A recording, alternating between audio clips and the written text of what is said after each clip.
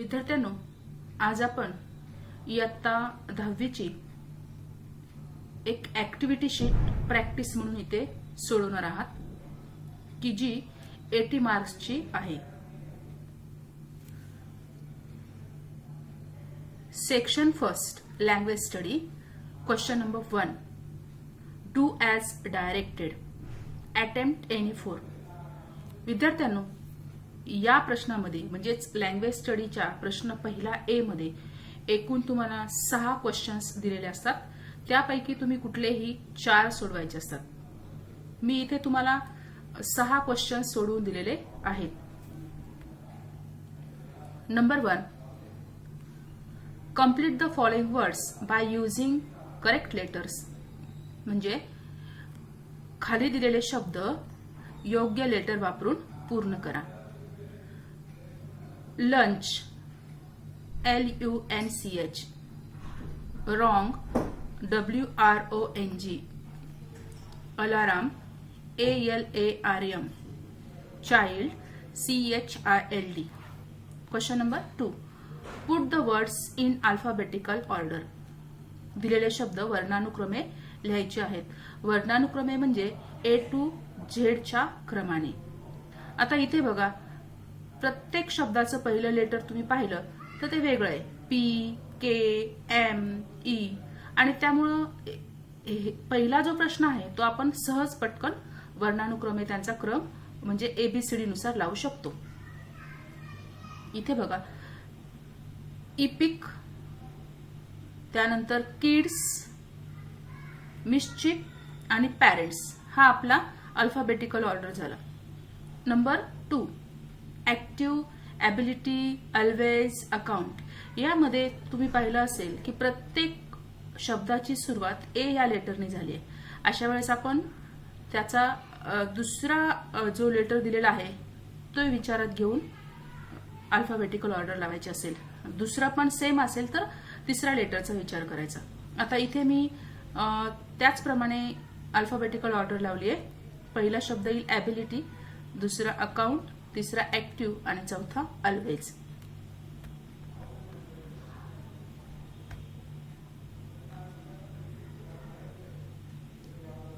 Third question.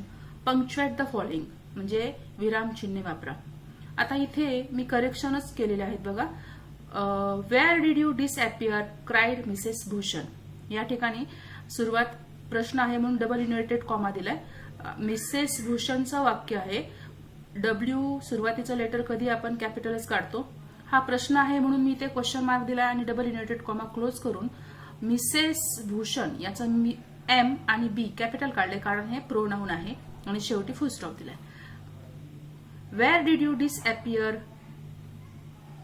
Cried Mrs Bhushan.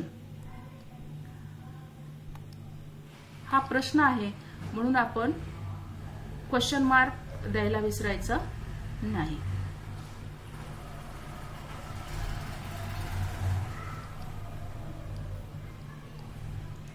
Number 2. Technology isn't big in kids life. आता यामध्ये सुरुवातीचं T letter capital काढलंय, isn't मध्ये अपॉस्ट्रॉफी S दिला आणि शेवटी फुल स्टॉप दिला. एवढेच 3च करेक्शन आहेत. Question number 4. Make 4 words minimum of 3 letters each using the letters in the word. म्हणजे दिलेला जो शब्द आहे त्या शब्दातून 3 लेटर असणारे कमीत कमी अर्थपूर्ण 4 शब्द आपल्याला तयार करायचे आहेत. आता इथे सोपे सोपे शब्द मी घेतलेले आहेत. आता दिलेल्या शब्दामधून लेटर उलटे सुलटे करून जरी तुम्ही शब्द लिहिलात तरी तो चुकीचा होणार नाही. आता इथे बघा, कॅट, एट, ATE, ईट, EAT आणि प्लेस असे मी 4 सोपे शब्द इथे घेतलेले आहेत. Question number 5. Write the related words as shown in the example. म्हणजे उदाहरणामध्ये दाखवल्याप्रमाणे तुम्हाला दुसरे शब्द वेबमध्ये भरायचे. आता ड्राईव्ह केअरफुली. केअरफुली हे ॲडवर्ब आहे, LY लावले आणि मग ड्राईव्हच्या रिलेटेड दुसरे 4 ॲडवर्ब तुम्हाला लिहायचे आहेत. जे तुम्हाला स्पेलिंग येतात असे शब्द तुम्ही इथे लिहायचे आहेत. मी सोपे शब्द लिहिलेत बघा. Neatly, correctly, slowly, fastly.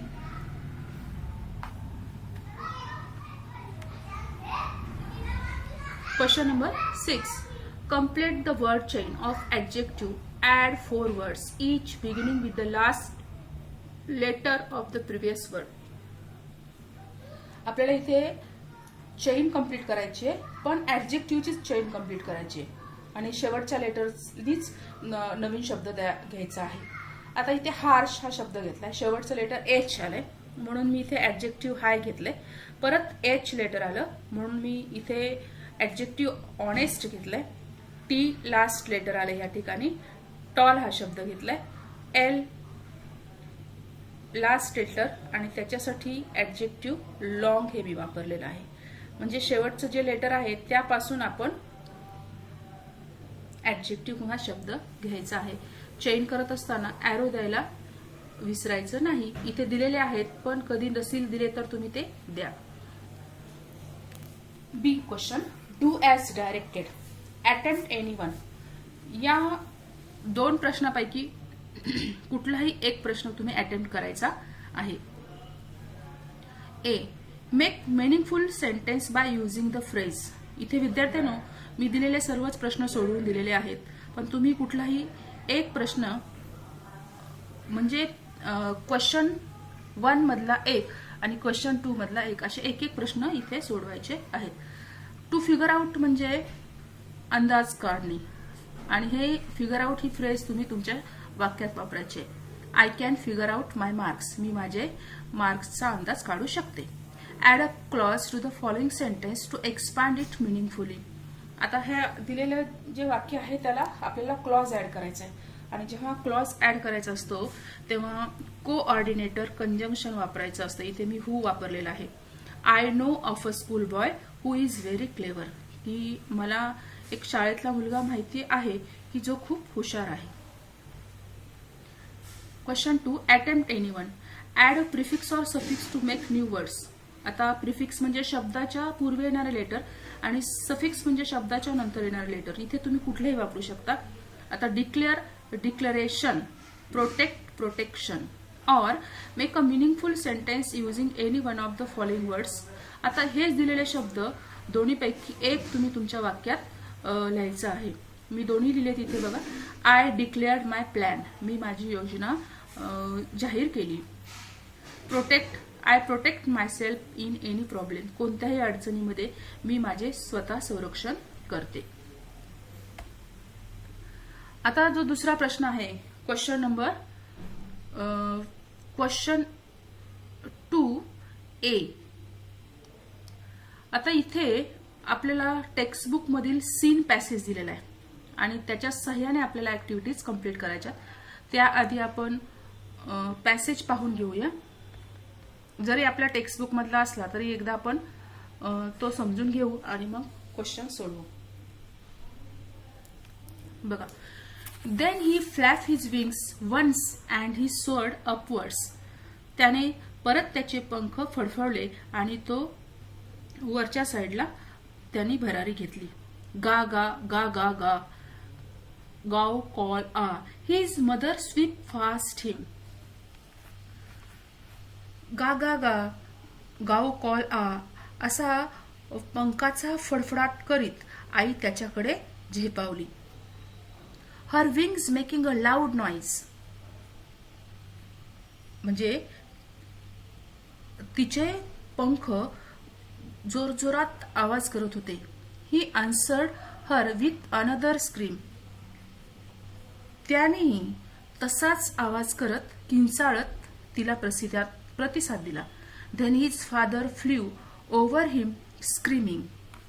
त्यानंतर त्याचे वडील कलकलाट करत त्याच्याभोवती घिरट्या घेऊ लागले. He saw his 2 brothers and his sister flying around him, curveting and banking and soaring and diving. दोघे भाऊ आणि बहिणीने त्याच्यापाशी झेप घेतली आणि सुरकांड्या मारत ते त्याच्या आजूबाजूला उडू लागले. Then he completely forgot that he had not always been able to fly. त्यानंतर तो पूर्णपणे विसरून गेला की त्याला उडता येत नव्हते. He saw a vast green sea beneath him.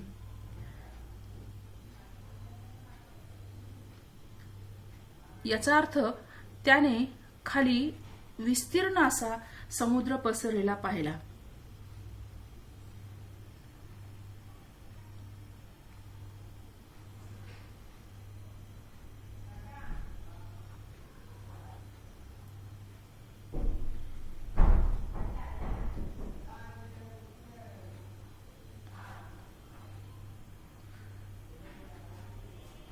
Then he completely forgot that he had not always been able to fly. तो पूर्णपणे विसरून गेला की त्याला उडता येत नव्हते. And commanded himself to die and soar and curve, shrieking shrilly. आणि मग तो स्वतःची स्तुती करू लागला की तो कसा भरारी घेतो, कशा सुरकांड्या मारतो, कसं वळण घेतो आणि तो जोरजोरात ओरडू लागला. He was near the sea now, flying straight over it. आता तो समुद्राच्या जवळ होता आणि तो समुद्राच्या वर उडत होता. Facing straight out over the oceans. He saw a vast green sea beneath him. त्याने खाली विस्तीर्ण असा समुद्र पसरलेला पाहिला. With little ridges moving over it and he turn his big sideways and crowed अम्युझेडली.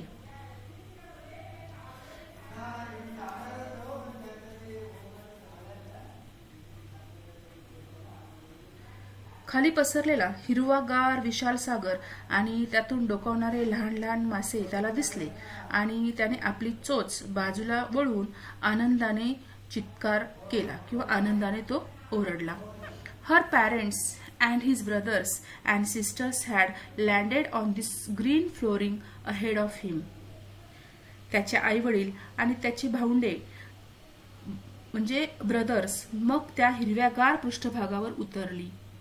They were beckoning to him, calling shrilly. त्याला कलकल आवाज करीत ते त्याला खुणावत होते, त्याला बोलवत होते.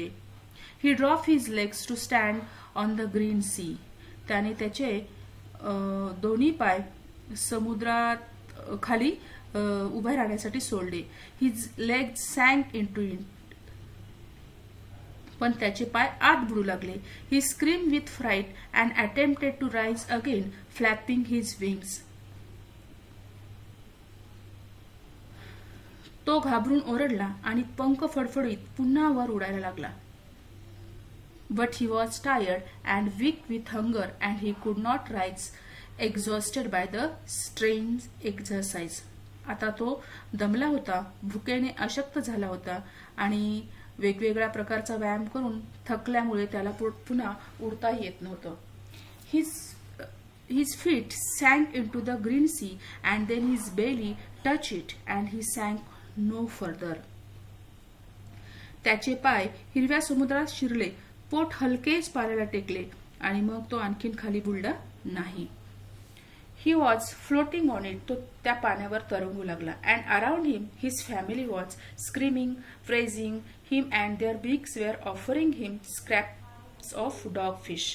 आणि त्याचे कुटुंबीय त्याच्या भोवती फेर धरून कलकल करत त्याचे कौतुक करू लागले आणि आपल्या चोचीतून त्याला डॉगफिश माशाचे तुकडे भरवू लागले. He made his first flight. अशा प्रकारे त्याने आपली पहिली भरारी घेतली होती. विद्यार्थ्यांनो, हा पॅसेज सीन असल्यामुळे तो तुम्ही वाचलेला पण आहे आणि मी आता इथे तुम्हाला ट्रान्सलेशन टाइप मध्ये थोडासा सांगितला सुद्धा आहे. आता आपण question सोडूया. A1. Complete the following sentences. The young seagull commanded himself. आता याच्यामध्ये तुम्हाला सेंटेन्सेस वाचून ते फिलअप करायचेत. मी इथे तुम्हाला लिहून दिलेले आहेत, तरी सुद्धा अंडरलाईन करून देते म्हणजे तुम्ही ते पुन्हा बघू शकाल.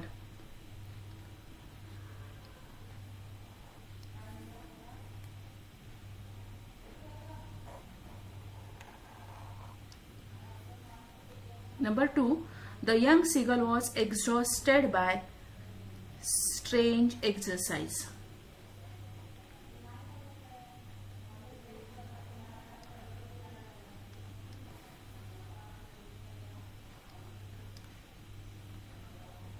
Number 3, his family was offering him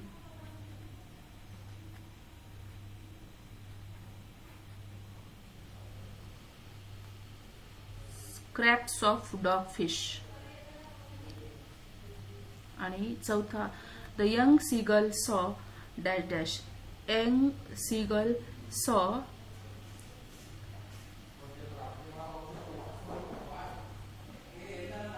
his two brothers and sister flying around him and curveting and banking and soaring and diving. He saw his two brothers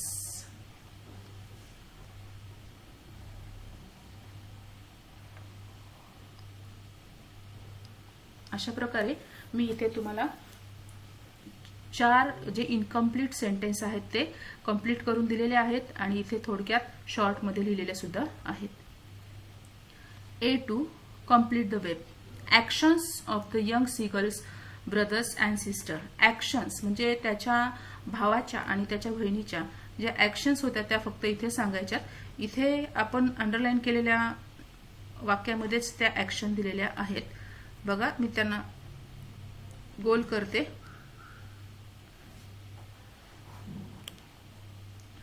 पहिली ऍक्शन आहे कर्वेटिंग, दुसरी आहे बँकिंग, तिसरी आहे सोअरिंग आणि चौथी आहे driving. A3, find out antonyms for the following. म्हणजे विरुद्धार्थी अपोजिट वर्ड्स आपण आपल्या पॅसेज मधून शोधायचे आहेत. कर्व म्हणजे वाकडा, स्ट्रेट म्हणजे सरळ, फ्लोटेड म्हणजे तरंगला, सँक म्हणजे बुडला, फॅमिलियर ओळखीचा, स्ट्रेंज परका अनोखा, रिमेंबर आठवले, फॉरगॉट विसरले. Question number 4, do as directed. He was tired and weak with hunger. Combine the sentence with not only but also. या वाक्यामध्ये आपल्याला नॉट ओनली बट ऑल्सो वापरायचे. तुम्हाला माहिती आहे की नॉट ओनली बट ऑल्सो मध्ये अँडच्या ठिकाणी आपण बट ऑल्सो लिहितो आणि जे इक्वल 2 शब्द आलेले असतील, नाउन असतील, वर्ब असतील, ऍडवर्ब असतील, ऍडजेक्टिव्ह असतील, तर ते शोधून नॉट ओनली बट ऑल्सो वापरतो. आता इथे बघा 2 शब्द आहेत. एक आहे टायर्ड आणि दुसरा आहे वीक आणि त्याच्यामध्ये अँड आहे. अँडच्या ठिकाणी आपण बट ऑल्सो घेतलं आणि टायर्डच्या आधी नॉट ओनली. मग वाक्य कसं झालं? He was not only tired but also weak with hunger. Number 2, he saw a vast green sea at a tail tag. Question tag करायचा इथे म्हणजे टेल टॅग. आता वाक्य दिलेलं आहे ते सिंपल पास्ट टेन्स मधले म्हणजे डीड घेतलं, वाक्य आपलं अफर्मेटिव्ह म्हणून निगेटिव्ह क्वेश्चन टॅग केला आणि शेवटी ही pronoun. He saw a vast green sea didn't he question mark. How would you react if you have to travel alone? Support your answer. म्हणजे तुम्हाला जर एकट्याला प्रवास करावा लागला तर तुम्ही कसे रिॲक्ट व्हाल? तुम्ही तुमच्या उत्तराला सपोर्ट करा.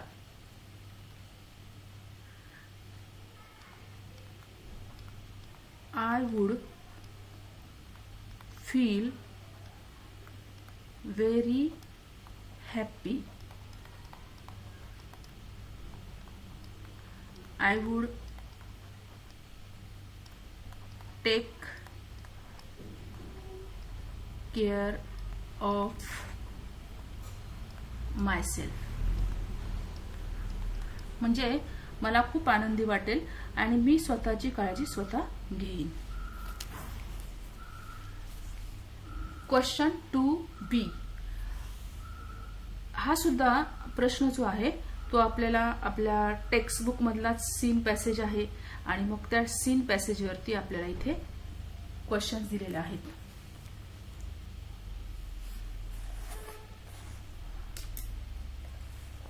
आपण हा पॅसेज बघूया.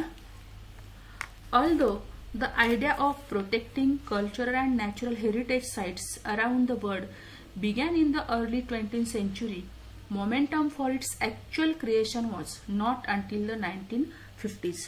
म्हणजे जगभरातील सांस्कृतिक आणि नैसर्गिक वारसा स्थळांचं संरक्षण करण्याची कल्पना 20व्या शतकाच्या सुरुवातीला आली असली तरी 1950 सालापर्यंत ती प्रत्यक्षात यायला चालना त्याला मिळाली नव्हती. In 1954, Egypt started plans to build the Aswan High Dam to collect and control water from the Nile River. म्हणजे 1954 मध्ये इजिप्तने नाईल नदीचे पाणी नियंत्रित करण्यासाठी आणि अडवण्यासाठी अस्वान हाय धरण बांधण्याची योजना आखली. The initial plan for the dam's construction would have flooded the valley containing the Abu Simbel temples and scores of ancient Egyptian artifacts. यामुळे म्हणजे धरण बांधण्याच्या मूळ योजनेमुळे अबू सिंबल मंदिरे आणि असंख्य प्राचीन इजिप्तच्या कलाकृती दरीच्या पाण्याखाली जाणार होती. To protect the temples and artifacts, UNESCO launched an international campaign in 1959 that called for the dismantling and movement of the temples to higher ground.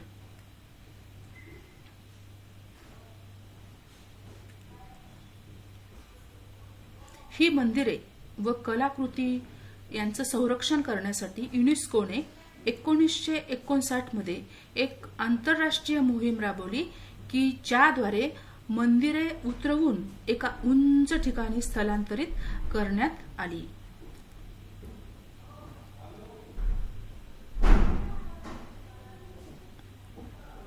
The project cost an estimated United States $80 million, $40 million of which came from 50 different countries. आता या प्रोजेक्टसाठी जवळजवळ $80 million अंदाजे गरज होती आणि त्यातले $40 million हे वेगवेगळ्या 50 देशांकडनं आले होते. Because of the project success, UNESCO and the International Council on Monuments and Sites initiated a draft convention to create an international organization responsible for protecting cultural heritage. या प्रकल्पाच्या यशानंतर युनेस्को आणि आंतरराष्ट्रीय स्मारके स्थळे परिषद यांनी सांस्कृतिक वारसा स्थळाचं संरक्षण करण्याची जबाबदारी घेण्यासाठी एक आंतरराष्ट्रीय संस्था निर्माण करण्यासंबंधीचा मसुदा तयार केला. Shortly thereafter in 1965 a White House conference in the United States called for a World Heritage Trust to protect historic culture site but also to protect the world's significant natural and scenic sites. म्हणजेच नंतर लवकरच 1965 मध्ये एका white house परिषदेमध्ये जागतिक वारसा विश्वस्त संस्था स्थापन करण्याची मागणी केली गेली. Finally, in 1968, the International Union for Conservation of Nature developed similar goals and presented them at the United Nations Conference on Human Environment in Stockholm, Sweden in 1972. अखेर 1968 साली आंतरराष्ट्रीय निसर्ग रक्षक संघाने अशीच उद्दिष्टे तयार केली आणि 1972 मध्ये स्वीडन येथे स्टॉकहोम या ठिकाणी मानवी पर्यावरण विषयावरील संयुक्त राष्ट्र परिषदेमध्ये ती सादर केली. Following the presentation of these goals, the convention concerning the protection of world cultural and natural heritage was adopted by UNESCO's General Conference on November 16, 1972. या उद्दिष्टांचे सादरीकरण झाल्यानंतर युनेस्कोच्या सर्वसाधारण परिषदेत म्हणजे 16 नोव्हेंबर 1972 या दिवशी जागतिक सांस्कृतिक व नैसर्गिक वारसा संरक्षणाचा स्वीकार केला. आता हा पॅसेज आपण इथे पाहिलेला आहे. B1 प्रश्न बघा, मॅच द फॉलोइंग. याच्यामध्ये आपल्याला जोड्या लावायच्या, आपल्याला पॅसेज वाचूनच जोड्या लावायच्या आहेत. World heritage trust, protection of historic cultural sites, Aswan high dam, the Nile river. Number 3, UNESCO's international campaign, protection of temples and artifacts. आणि number 4, White House conference in the United States. हे तुम्ही वाक्य वाचल्यानंतर तुम्हाला pairs जोड्या लावता येतील. Find the reason. The White House conference in United States called for World Heritage Trust because म्हणजे या आपल्याला इथे कारण सांगायचंय की जी व्हाईट हाऊस कॉन्फरन्स होती त्यांनी जागतिक वारसा विश्वस्त मंडळांना का बोलवलं याच्यासाठी कारण सांगायचं. एक तर हिस्टॉरिक आणि कल्चरल साईटचं संरक्षण करण्यासाठी आणि दुसरं जगामधल्या निसर्गरम्य आणि नैसर्गिक स्थळे असतील त्यांचं महत्व सांगून संरक्षण करण्यासाठी त्यांनी व्हाईट हाऊस कॉन्फरन्स जागतिक वारसा विश्वस्त मंडळांना बोलवायला सांगितली.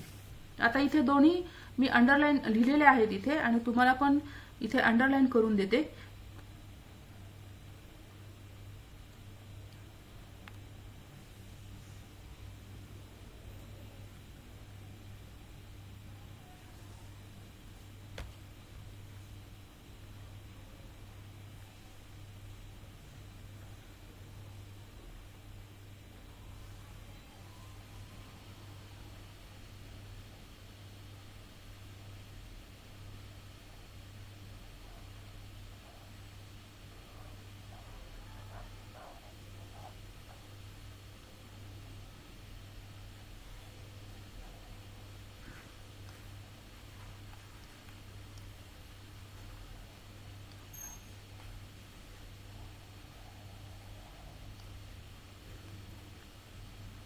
दोन्ही पॉइंट्स इथे दिलेले आहेत. त्यानंतर A3 प्रश्न, find out pairs of adjective and nouns. या पॅसेजमध्ये बऱ्याचशा जोड्या आहेत ऍडजेक्टिव्ह आणि नाउनच्या. मी इथे फक्त दोनच दिल्यात, व्हाईट हाऊस आणि सिनिक साइट्स. तुम्ही वेगळे वेगळे शब्द भरू शकता. जनरल कॉन्फरन्स, त्यानंतर नॅचरल हेरिटेज, ह्युमन एन्व्हायरमेंट, बऱ्याचशा जोड्या याच्यामध्ये आहेत. कुठल्याही तुम्ही दोन लिहू शकता. त्यानंतर A4 do as directed. Number 1, Egypt started plans to build the Aswan high dam to collect water from the Nile river. Pick out infinitive. इथे इन्फिनिटिव्ह शोधून काढायचे. टू बिल्ड हे इन्फिनिटिव्ह आहे. टूच्या पुढे कधीही म्हणजे इन्फिनिटिव्हच्या पुढे कधीही क्रियापदाचं पहिलं रूप लिहितात. UNESCO launch and international campaign in 1959 frame WH question. आता इथे अंडरलाईन केलेला भाग आहे इन 1959 म्हणजे कधी, आणि मग कधीसाठी आपण वेन घेतो. Wien did UNESCO launch and international campaign. या ठिकाणी लॉन्चचे ईडी काढले कारण मी इथे डीड घेतलेलं आहे. A5 प्रश्न बघा, what will you do to protect natural beauty of your city or village. म्हणजे तुमच्या गावाचे किंवा तुमच्या शहराचे जे नैसर्गिक सौंदर्य आहे ते टिकवून ठेवण्यासाठी, संरक्षण करण्यासाठी तुम्ही काय कराल. इथे मी दोन मुद्दे दिलेत. I will plant more trees in my city. मी निसर्गाचं सौंदर्य वाढवण्यासाठी आणखीन थोडीशी झाडं माझ्या शहरामध्ये किंवा गावामध्ये लावेल. आणि I will take care of scenic sites of my city. आणि निसर्गरम्य स्थानांचंही मी संरक्षण करेल किंवा माझ्या गावामधल्या किंवा शहरामधल्या. अशा प्रकारे आपण इथे सीन जो दुसरा बी प्रश्न आहे तो इथे सोडवलेला आहे. प्रत्येक प्रश्नाला इथे 2 गुण आहेत आणि 2 सीन पॅसेज म्हणजे 20 मार्क्स आपले इथे झालेले आहेत. लँग्वेज स्टडी 10 मार्क्सची आणि क्वेश्चन 2A आणि B 10 मार्कांचा म्हणजे टोटल आपण 30 मार्क्स इथे बघितलेले आहेत. त्यानंतरचा सेक्शन 3 पोएट्री आहे. याच्यामध्ये कविता दिलेली आहे, कवितेतले स्टॅन्झा आणि त्याच्यावर कॉम्प्रिहेन्शनसाठी 3 प्रश्न दिलेले आहेत. इथे बघा, पहिलीच कविता आहे teenagers prayer. Please open up my eyes dear lord that I might clearly see. Help me stand for what is right. Bring out the best in me. Help, Lord, to just say no when temptation comes my way, that I might keep my body clean and fit for life each day. When my teenage years are over, I know that I will see that life is lived its very best with you walking next to me. आता प्रश्न बघूया आपण. A1, state whether the statements are true or false. चूक आहेत का बरोबर आहेत ते सांगायचंय. The poet doesn't want the company of God. आता आपले पोएट म्हणजेच कोण आहे तर टीनेजर. मग आपले जे कवी होते त्यांना देवाचा सहवास नको होता का. चूक म्हणजे false. The poet wants to keep his body clean and fit. True. कवीला त्याचे जे शरीर होतं ते निरोगी आणि तंदुरुस्त ठेवायचं होतं. Number 3, the god is talking to the poet. देव कवीला बोलत होता. फॉल्स. आपला कवी देवाला बोलत होता. Number 4, the poet prays to the god for what is right. म्हणजे कवी देवाला प्रार्थना करत होता की जे योग्य आहे त्याच मार्गाने मला जाऊ दे. ट्रू. बरोबर आहे. A2, complete the web. Request made by the poet to the God. Poet कडून देवाला कोणती विनंती केली गेली तर ते 4 पॉइंट मी इथे दिलेत. Open up my eyes, help me stand for what is right, help to just say no आणि I might keep my body clean. हे 4 पॉइंट तुम्ही इथे लिहा. A3, name the figure of speech in the following line. या ओळीमध्ये कोणती figure of speech दिली आहे ते लिहा.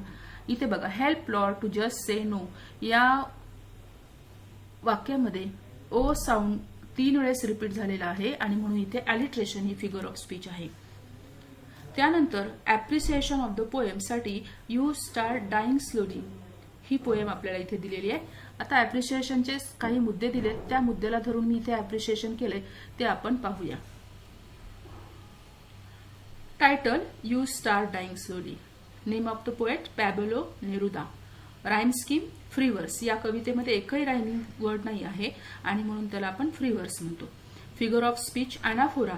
कारण यू स्टार्ट डाईंग स्लोली ह्या ओळी इन अ सक्सेसिव्ह मॅनर आलेल्या आहेत म्हणून इथे anaphora he figure of speech आहे. तुम्ही वेगळी फिगर ऑफ स्पीच लिहिली तरी चालेल. Theme, central idea. आता इथे सेंट्रल आयडिया मी 2 ओळीमध्ये लिहिली आहे बघा. We should enrich every and each moment of our life. आपण आपल्या जीवनातला प्रत्येक क्षण आपण समृद्ध करायला पाहिजे. Poet says, do all the things that change our life, otherwise we will lose hope of happy future. कवीने इथे आपल्याला सांगितलंय की आपण आपल्या जीवनामध्ये बदल करायला पाहिजे, नाहीतर आपण आनंदी जगण्याची जी आशा आहे ती गमावून बसू. अशा प्रकारे आपण इथे ऍप्रिसिएशन लिहिलेलं आहे किंवा तुम्ही हे तुमच्या वहीमध्ये लिहून काढा. Question number 4, read the following passage and do the activities. आता हा जो प्रश्न 4था आहे हा प्रश्न आपल्याला अनसीन पॅसेज असतो की जो आपल्या टेक्स्टबुक मधला नसतो, तो अनसीन असतो. आता मी हा पॅसेज वाचते बघा. Grownups have strange way of putting themselves in compartment and groups.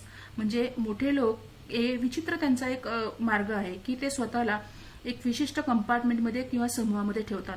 They build barriers of religion, caste, colour, party, nation, province, language, custom and rich and poor. ते स्वतः भोवतीच धर्म, जात, रंग, विभाग, राष्ट्र, भाषा, रूढी, श्रीमंत, गरीब अशा प्रकारचे अडथळे स्वतःमध्ये निर्माण करून घेतात जीवनामध्ये. Thus they live in a prison on their own making. स्वतःच बनवलेल्या तुरुंगात ते अशा प्रकारे राहतात.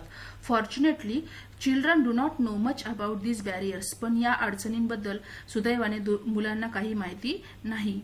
दे which separate, they play and work with each other, and it is only when they grown up that they begin to learn about these barriers from their elders. ते खेळत असतात, काम करत असतात, त्यांना या बॅरियर्स बद्दल काही माहितीही नसतं, परंतु जे जसे मोठे होतील तसं तसं त्यांना त्यांच्या मोठ्यांकडून या गोष्टी कळायला लागतात. I hope you will take a long time in growing up. Some months ago, the children of Japan wrote to me and asked me to stand them an elephant. तुम्ही काही मोठे झाल्यानंतर तुम्हाला हे कळेल अशी मी आशा करतो. some months ago, काही महिन्यापूर्वी जपानच्या मुलांनी मला लिहिलं की तुम्ही आम्हाला एक एलिफंट सेंड करा भेट म्हणून. I send them a beautiful elephant on a behalf of the children of India. म्हणजे भारतामधील मुलांच्या वतीने मी त्यांना सुंदर असा एलिफंट सेंड केला. This noble animal became a symbol of India to them and link between them and the children of India. आणि ह्याच प्राण्यांमुळे म्हणजे एलिफंटमुळे हे भारताचं प्रतीक बनलं आणि जपानमधल्या आणि आपल्या भारतामधल्या मुलांमध्ये तो एक दुवा बनला. I was very happy that this gift of ours gave so much joy to so many children of Japan, made them think of our country. आणि मी सुद्धा खूप आनंदी झालो की या गिफ्टमुळे जपानमधल्या मुलांना तर खूप आनंद मिळाला आणि ते आपल्या कंट्रीविषयी विचार करू लागले. Remember that everywhere there are children like you going to school and work and play sometimes quarrelling but always making friends again. की त्यांनी आपल्याला पंडित जवाहरलाल नेहरूंनी सांगितले की सगळीकडेच मुलं काय करतात, शाळेत जातात, एकत्र खेळतात, काम करतात, भांडणं करतात आणि मग पुन्हा एकत्र येतात. You can read about these countries in your books and when you grow up many of you will visit them. तुम्ही तुमच्या पुस्तकामध्ये या कंट्रीज बद्दल वाचलं असेल आणि जेव्हा मोठे व्हाल तेव्हा तुम्ही त्यांना त्या कंट्रीला भेट सुद्धा द्या. Go there as a friend and you will find friends to greet you. तुम्ही तिथे गेलात तर तुम्हाला मित्र भेटतील आणि ते तुमचं स्वागत करतील. असा हा पॅरेग्राफ पंडित नेहरूंनी लिहिलेला आपल्याला इथे दिलेला आहे. आता आपण प्रश्न पाहूया. A, choose the correct alternative from the options. Who are unaware about the barriers? Correct answer, children. What gift did Pandit Nehru send to the children of Japan? A beautiful elephant. Who live in a prison made by themselves? Grown-ups. How do children learn about barriers from elders? हे answers तुम्ही passage वाचून सहज शोधू शकाल. Complete the web. Common activities the children are. Activities of children are म्हणजे सर्वसामान्य कृती मुलांच्या. आता मी इथे अंडरलाईन केलेल्या आहेत बघा, त्या कृती तुम्ही लिहायच्यात. Going to school number 1, work and play number 2, sometimes quarrelling number 3 आणि making friends again number 4. A3, match the following. आपल्याला जोड्या लावायच्यात. इथे बघा समानार्थी शब्दांच्या जोड्या लावायच्यात. रिकॉल म्हणजे रिमेंबर, त्यानंतर पुढचं आहे साइन, त्याला आपण सिम्बॉल लिहायचंय. Jail, prison, luckily, fortunately. आता इथे मी थोडंसं तुम्हाला आन्सर जे आहेत ते करेक्ट करून देते बघा. Recall, remember, sign, symbol, jail, prison, luckily, fortunately. म्हणजे अर्थ पण तुम्हाला माहिती आहेत, सोपे शब्द आहेत. रिकॉल म्हणजे आठवणे, साइन म्हणजे चिन्ह, जेल म्हणजे तुरुंग आणि लकीली म्हणजे सुदैवाने. आता यानंतर डू ॲज डायरेक्टेड बघा. I send them a beautiful elephant. Begin your sentence with they. हे वाक्य आपल्याला चेंज द वाईज साठी आहे, पण इथे इन्स्ट्रक्शन वेगळी दिली आहे. बिगिन युअर सेंटेन्स विथ दे. देने सुरुवात करायची कारण इथे ऑब्जेक्ट देम आहे. They are. आता इथे बघा, दे आर सेंट म्हणजे क्रियापदाचं तिसरं रूप घेतलंय मी. They are sent a beautiful elephant by me म्हणजे आपलं वाक्य पॅसिव्ह व्हॉइस मध्ये झालं. Number 2, you can read about these countries in your books. या पुस्तकाबद्दल तुम्ही या देशांबद्दल तुम्ही तुमच्या पुस्तकात वाचलं असेल. आता कॅनच्या ठिकाणी तुम्हाला काय वापरायचंय? Use be able to. Can काढायचंय, त्या ठिकाणी यूच्या पुढे आपण आर हे टू बीचं वर्ब घेणार आहोत आणि एबल टू वापरणार आहोत. You are able to read about these countries in your books. A5 question बघा आता. व्हेन डू वी सेलिब्रेट बाल दिवस? वाय. आपण बाल दिवस कधी साजरा करतो आणि का? हा पर्सनल क्वेश्चन आहे, तुम्ही स्वतः लिहायचा आहे. आता इथे सांगू शकता वी सेलिब्रेट बाल दिवस on 14 November because that day is a birthday of Pandit Jawaharlal Nehru. आपण 14 नोव्हेंबरला बाल दिवस साजरा करतो कारण त्या दिवशी पंडित जवाहरलाल नेहरूंचा जन्मदिवस आहे. आता बघा question 4B, summary writing. Read the passage given in question 4A and write a summary of it. Suggest suitable title to the summary. चौथा बी प्रश्न आहे समरी रायटिंगचा आणि त्याच्यासाठी चौथा A हा जो अनसीन पॅसेज आहे त्याचीच आपल्याला समरी करायची आहे. इथे सेपरेट पॅसेज दिलेला नाही आणि त्याला सुटेबल टायटल करायचे. आता टायटल द्यायचं. इथे बघा मी समरी शॉर्ट मध्ये केली आहे. समरी म्हणजे 1/3 म्हणजे सारांश लेखन आणि सारांश लेखन कधीही दिलेल्या पॅरेग्राफ पेक्षा खूप छोटं असतं. अगदी मेन पॉइंट्स तुम्हाला तुमच्या शब्दामध्ये लिहायचे असतात. इथे बघा आपण समरी केलेली पाहूया.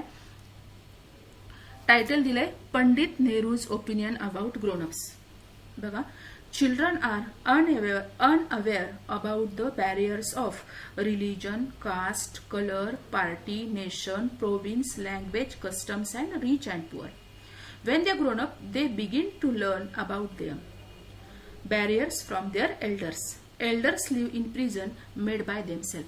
म्हणजे या पॅरेग्राफमध्ये तुम्ही पाहिलं असेल की वरच्या 2-3 ओळी महत्वाच्या आहेत आणि खालचं त्यांनी उदाहरण सांगितलेलं आहे एलिफंटचं दिलेलं.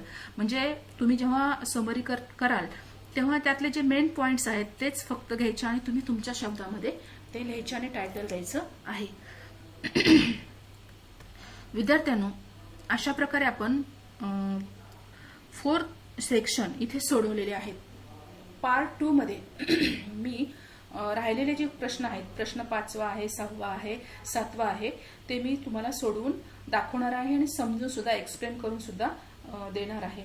ही आपली व्हिडिओ खूप मोठी होईल, त्यामुळे मी शॉर्टमध्ये इथपर्यंतच घेतले. रायटिंग स्किलचा भाग मी पार्ट 2 मध्ये त्याची नवीन व्हिडिओ करून टाकणार आहे. तुम्हाला ही व्हिडिओ कशी वाटली, यात काही आणखी सुधारणा हव्या असतील तर तुम्ही मला कॉमेंटमध्ये सांगू शकता. या व्हिडिओला आवडली असेल तर लाईक आणि सबस्क्राईब करायला मात्र विसरू नका. Thank you so much for watching this video.